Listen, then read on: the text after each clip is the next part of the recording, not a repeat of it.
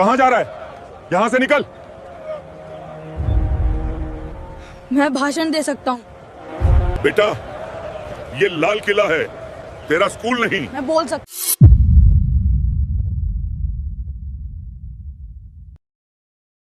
दिल्ली का लाल किला, इससे बड़ा मंच क्या हो सकता था?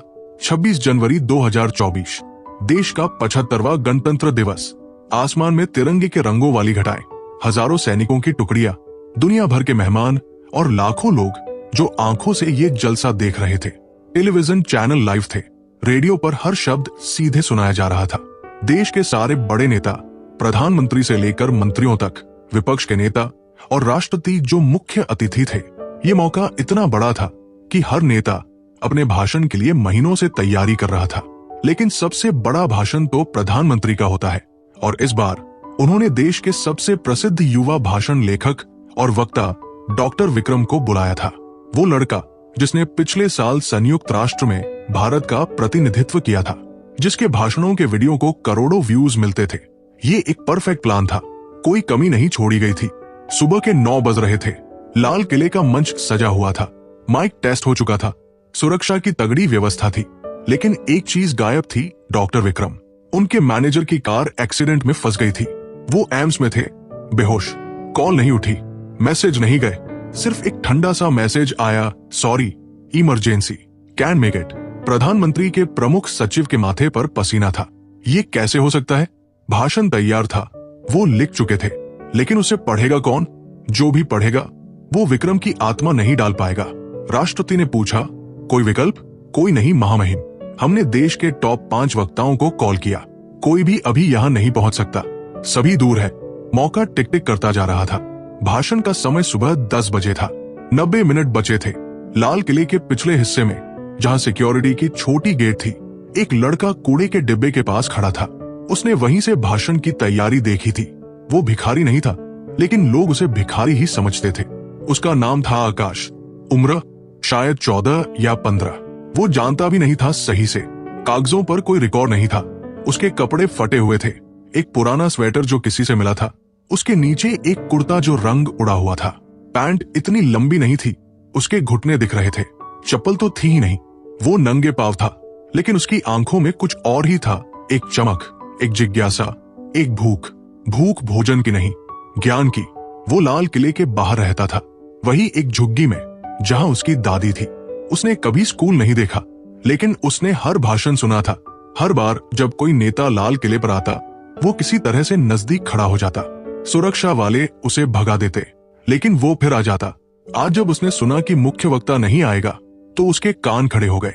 उसने सुना, कोई विकल्प नहीं, कोई भी ऐसा नहीं जो इतने बड़े मंच पर इतने बड़े नेताओं के सामने भाषण दे सके। उसी पल आकाश ने कूड़े का डिब्बा छोड़ दिया। वो सीधे उस ग्रुप की तरफ बढ़ा जहां प्रमुख सचिव खड़े थे। सुरक्षा कर्मियों ने तुरंत उसे रोक दिया। कहां जा रहा है? यहां से निकल। लेकिन आकाश ने जोर से कहा, मैं भाषण दे सकता हूं। प्रमुख सचिव ने घूम कर देखा, एक फटे कपड़ों में लड़का, उसके पैर गंदे थे, बाल उलझे हुए थे। वो हंसा, बेटा, ये लाल किला है, तेरा स्कूल नहीं। आकाश ने फिर कहा, मैं बोल सकता हूं, मैंने हर भाषण सुना है, मुझे याद है। राष्ट्रपति ने आगे बढ़कर कहा, तू कौन है? आकाश ने कहा, यही नजदीक रहता हूं। स्कूल में पढ़ता है? आकाश ने सिर झुकाया, नहीं। तब प्रधानमंत्री खुद आगे आए। उन्हें देखकर आकाश का दिल धक धक करने लगा। वो तो टीवी में ही देखा था उन्हें, आज सामने थे। प्रधानमंत्री ने धीरे से पूछा, तुझे कैसे पता कि क्या कहना है? आकाश ने अपनी जेब से एक पुराना कागज का टुकड़ा निकाला। उस पर कुछ लिखा था। मैंने खुद लिखा था, पिछले साल 15 अगस्त को सुना था, तब से लिखने की कोशिश कर रहा हूं। प्रधानमंत्री ने वो कागज लिया। उस पर बचकानी लिखावट में कुछ बातें लिखी थी। गणतंत्र मेरे लिए क्या है? जब मैं भूखा हूं तो मुझे मुफ्त दाने वाली लाइन, जब मैं बीमार हूं तो झुग्गी के पास वाला अस्पताल जहां मेरी दादी को नहीं मिलता बेड, जब मैं स्कूल जाता हूं तो गेट के बाहर से देखता हूं कि बच्चे क्या पढ़ते हैं। गणतंत्र मेरे लिए यही है। जब मैं लाल किले पर आता हूं तो सुरक्षा वाले मुझे दूर भगाते हैं, क्योंकि मेरी जेब में नाम है, लेकिन कोई पहचान नहीं। प्रधानमंत्री ने वो कागज राष्ट्रपति को दिखाया। हॉल में सन्नाटा था। ये लड़का क्या कह रहा था? ये तो देश के सामने रखी सबसे बड़ी असलियत थी। प्रधानमंत्री ने आकाश की तरफ देखा। तुझे डर नहीं लगेगा? ये मंच बहुत बड़ा है, पूरा देश तुझे देखेगा। आकाश ने जवाब दिया, डर तो लगता है, लेकिन बोलने से कम लगता है। ये वाक्य सुनकर प्रधानमंत्री की आंखों में चमक आ गई। ये वही भावना थी जो देश को आगे बढ़ाती है, डर के आगे जीत। ठीक है, तू बोलेगा, लेकिन एक शर्त है, तुझे वही बोलना है जो तेरे दिल में है, नकल नहीं, कोई तैयार भाषण नहीं। आकाश ने सिर हिलाया, मैं तो वही बोलूंगा जो मैंने देखा है। उस वाक्य के साथ इतिहास बनने वाला था। आकाश को तुरंत सुरक्षा चेक से गुजरना पड़ा। उसके कपड़े बदलने को कहा गया, लेकिन उसने मना किया, मैं इन्हीं कपड़ों में बोलूंगा, क्योंकि यही मेरी असलियत है। प्रधानमंत्री ने उसके कंधे पर हाथ रखा, तू सही कह रहा है। लेकिन अंदर ही अंदर आकाश का दिल ऐसे धड़क रहा था जैसे लाखों ढोल बज रहे हों। वो मंच की सीढ़ियां चढ़ रहा था। नीचे देखा तो लाल किले के विशाल मैदान में लाखों लोग, दूर दूर तक सिर और टीवी कैमरे जो हर कोने में लगे थे। वो माइक के पास पहुंचा। वो उससे ऊंचा था। एक टेक्नीशियन ने माइक का स्टैंड नीचे किया। साउंड चेक हुआ। आकाश ने हल्के से हाँ कहा। उसके कानों में शोर नहीं था, सिर्फ दिल की धड़कन थी, धक धक धक। प्रधानमंत्री ने उससे पहले मंच साझा किया।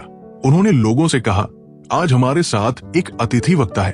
वो कोई बड़ा नेता नहीं है, कोई प्रोफेसर नहीं है, वो हमारे बीच से एक आवाज है। हजारों लोग चुप हो गए। हैरानी थी, आश्चर्य था, कौन था ये लड़का? आकाश ने माइक पकड़ा। उसके हाथ कांप रहे थे। उसने पानी मांगा। शायद राष्ट्रपति ने ही उसे पानी का गिलास पकड़ाया। उसने एक लंबी सांस ली और फिर बोला, नमस्ते, मेरा नाम आकाश है। बस इतना सुनकर ही लोगों में हलचल हुई। ये तो बच्चा था और फटे कपड़े, लेकिन आकाश ने आंखें बंद कर ली। उसे लोग नहीं दिख रहे थे, उसे केवल वह दिख रहा था जो उसने देखा था। मैं आज आपसे गणतंत्र के बारे में बोलने आया हूँ, लेकिन मैंने इसे किताबों में नहीं पढ़ा, मैंने इसे सड़कों पर जिया है। जब मैं छोटा था, मेरी दादी कहती थी, आकाश, हमारा देश आजाद है। मैं पूछता, दादी, आजादी क्या होती है? वो कहती, जहां कोई गुलाम नहीं। मैं कहता, तो हम गुलाम क्यों हैं? वो चुप हो जाती, क्योंकि मैंने देखा जब हमारी झुग्गी तोड़ी गई तो हम चुप रहे, क्योंकि हमें कोई सुनता नहीं था। जब मैं अस्पताल के बाहर खड़ा था तो दादी को बेड नहीं मिला, क्योंकि हमारे पास आधार कार्ड नहीं था। जब मैं स्कूल देखा तो मेरे नाम की फीस थी। मेरे पास नाम तो था, लेकिन पैसे नहीं। तो मैंने सोचा, गणतंत्र क्या है? क्या ये सिर्फ एक दिन जब हम झंडा फहराते हैं? क्या ये सिर्फ एक भाषण है जो कोई लिख कर देता है? क्या ये सिर्फ एक छुट्टी है? वो रुका। पूरा लाल किला चुप था। लाखों लोगों की भीड़ में कोई हिला नहीं, सिर्फ उसकी आवाज गूंज रही थी, नहीं, गणतंत्र वो नहीं है। गणतंत्र वो है जब एक सड़क का बच्चा भी कहे, मैं भी इस देश का हूँ। गणतंत्र वो है जब एक भिखारी की दादी को भी वही इलाज मिले जो किसी अमीर को मिलता है। गणतंत्र वो है जब मेरा नाम सिर्फ कागज पर नहीं, किसी की सोच में भी हो। आज आप लोग यहाँ खड़े हैं, आपके पास गाड़ियां हैं, बंगले हैं, पद है, लेकिन मेरे पास क्या है? सिर्फ आवाज। और आज मैंने सुना कि बड़े वक्ता नहीं आए। क्यों? क्योंकि उनकी कार एक्सीडेंट हुई। और मैं सोचता हूँ, क्या हमारे देश में सिर्फ कार वालों की ही आवाज सुनी जाएगी? ये सुनकर मंच पर बैठे नेता शर्मिंदा हो गए। प्रधानमंत्री ने आंखें झुका ली। मैंने सुना है, संविधान में लिखा है सबको समान अधिकार, लेकिन मैंने देखा है कि जब मैं संविधान की कॉपी मांगता हूँ तो कोई देता नहीं, क्योंकि मैंने पैसे नहीं दिए। संविधान तो मुफ्त होना चाहिए, है ना? आज मैं यहाँ इसलिए नहीं आया कि मैं कोई बड़ा नेता बनना चाहता हूँ। मैं यहाँ इसलिए आया क्योंकि मैंने सुना कोई वक्ता नहीं है। और मैं सोचता हूँ, क्या हमारे देश में भाषण सिर्फ डॉक्टरेट वाले ही दे सकते हैं? क्या गणतंत्र सिर्फ पढ़े लिखे लोगों का है? अगर ऐसा है तो मैं गणतंत्र नहीं चाहता, क्योंकि मेरे दादी ने कहा था, आजादी में सब शामिल है। तो गणतंत्र में क्यों नहीं? मैं आज आपसे कुछ नहीं मांगता, ना पैसा, ना घर, ना कपड़े। मैं तो वैसे भी फटे कपड़ों में रह लूंगा, लेकिन मैं मांगता हूँ, क्या आप मेरे लिए एक छोटा सा गणतंत्र बना सकते हैं, जहां मेरा नाम भी किसी लिस्ट में हो, जहां मेरी दादी को भी वही दवाई मिले जो आपको मिलती है? क्योंकि यही तो असली गणतंत्र है, जब हर आकाश को आसमान मिले। और ये कहते ही आकाश ने माइक नीचे रख दिया। उसके हाथ कांप रहे थे। उसकी आंखें खुली तो उसने देखा पूरा लाल किला खड़ा था। लाखों लोगों में से कोई बैठा नहीं था, हर कोई खड़ा था। और तालियां ऐसी जैसे बारिश हो रही हो। प्रधानमंत्री खड़े हो गए, राष्ट्रपति खड़े हो गए, हर